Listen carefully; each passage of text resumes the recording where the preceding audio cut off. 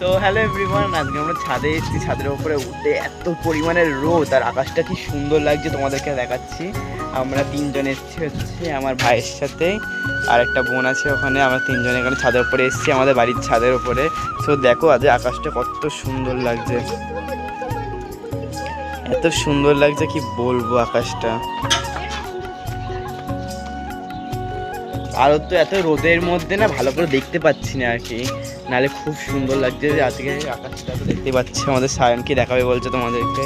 সায়ন কি দেখাবি বল।